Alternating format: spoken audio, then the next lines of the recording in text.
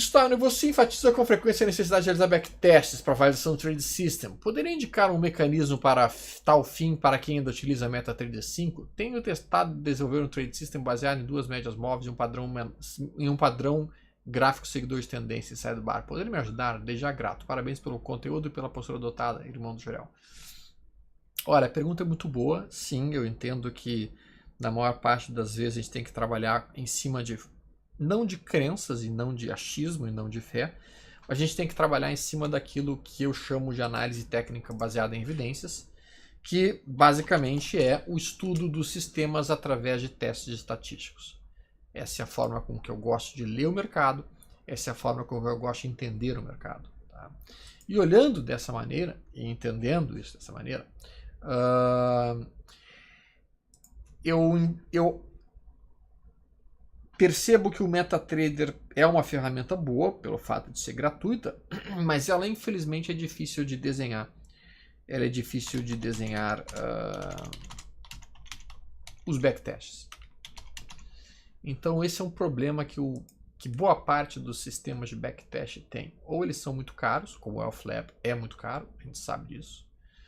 Ou eles são muito difíceis de serem programados.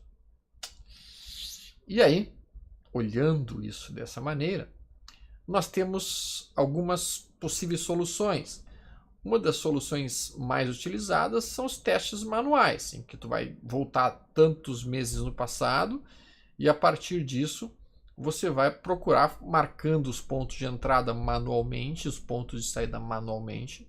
Você vai daí localizando se aquele sistema faz sentido ou não. Vantagem disso, tu treina o olho para localizar o setup. Essa é uma grande vantagem.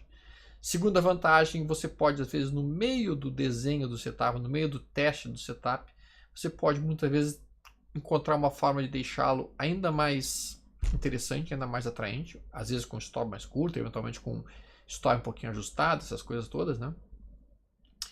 E a desvantagem é que tu não consegue fazer isso em larga escala. Tu não consegue estudar vários e vários anos dessa maneira automática, dessa maneira manual. Isso só consegue realmente através de um sistema automatizado. Tá? O Stockalize seria uma possível solução. Tá? O Stockalize é uma plataforma de estudo de ações e de backtests que é mais em conta do que o ElfLab. Essa aqui é a plataforma. Não consegui mostrar. Não consegui mostrar. Consegui mostrar. Deixa eu ver uma coisinha aqui. Não. Não. Essa aqui é a plataforma. Essa, Stockalize. É uma plataforma bem mais acessível do que o ElfLab, $50 a licença permanente, e permite fazer estudos e testes operacionais. Então talvez isso te ajude, talvez, tá? Talvez. Eu até assinei o Stockalize, comprei a plataforma, mas sendo muito franco, nesse período todo eu não tive tempo ainda para olhá-la com calma. Então ainda preciso estudá-la com mais atenção para ver como produzir os backtests e os testes operacionais em cima dessa ferramenta, que é bem mais em conta do que o ElfLab, sem dúvida alguma. Eu sei, eu estou em dívida com o pessoal ainda, porque muitas pessoas tinham perguntado sobre Stockalize, mas realmente eu não tive tempo para olhá-la com mais calma nesse momento atual. Eu vou dar uma olhada depois, e assim que eu tiver uma opinião mais efetiva, se ele pode ou não resolver nossos problemas, eu vou então retornar para vocês e dar o meu parecer.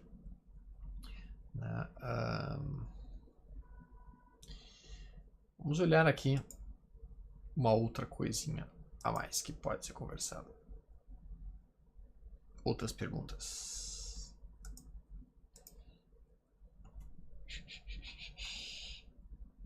Onde é que estão as perguntas, meu Deus do céu? Não. Não é aqui. Também não. Também não é aqui. Agora sim. O cara mandou uma carta aqui, Ana. Mandou uma carta.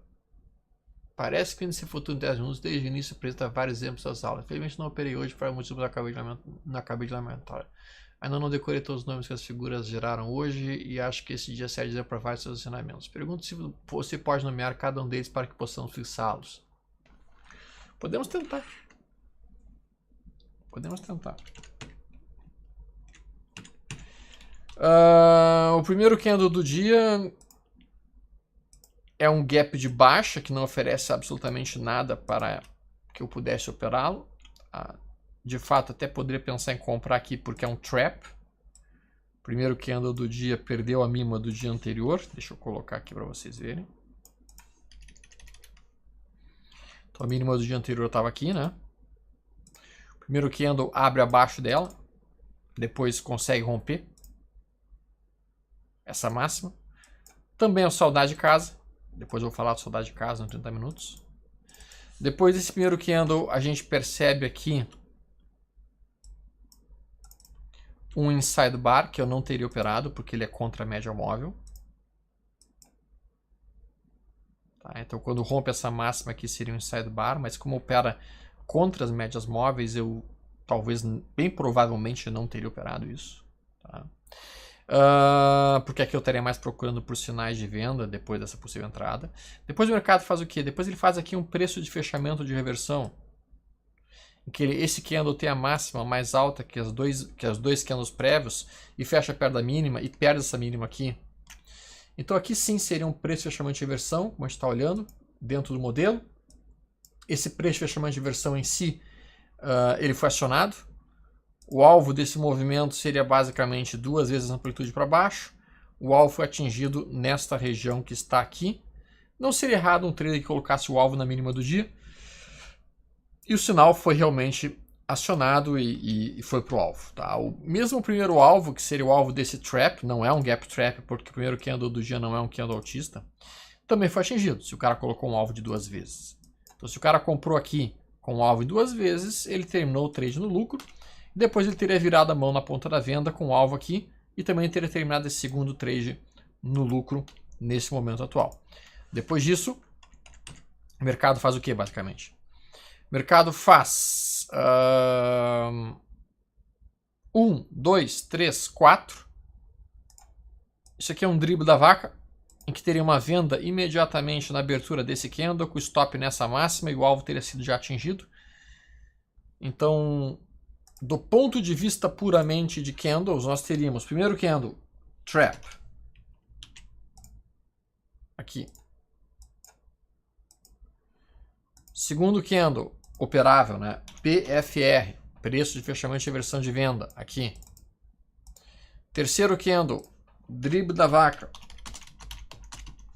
que eu gosto mais de usar até nos 5 minutos do que no 10, mas aqui funcionou com perfeição, podemos por assim dizer.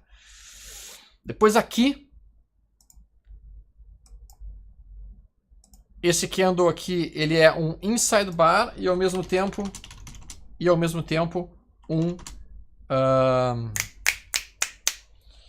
uma armadilha de compra. Então é um candle que na verdade tem 2 setups de compra que seriam acionados nessa ruptura aqui.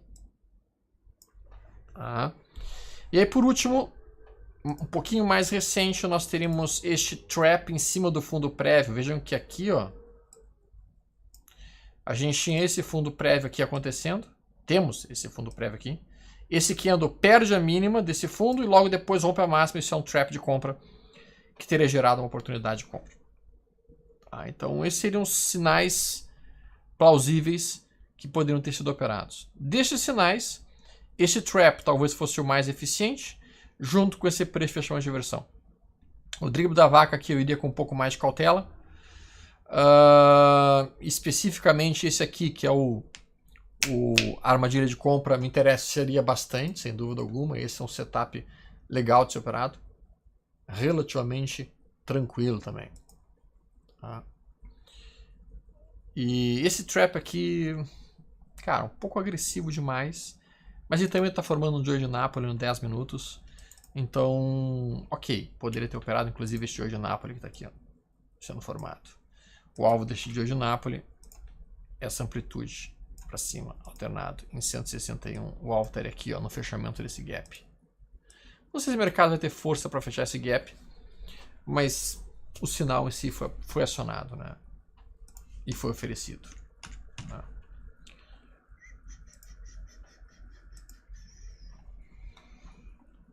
Mas não foi um dia fácil, não. Não foi um dia muito fácil, não.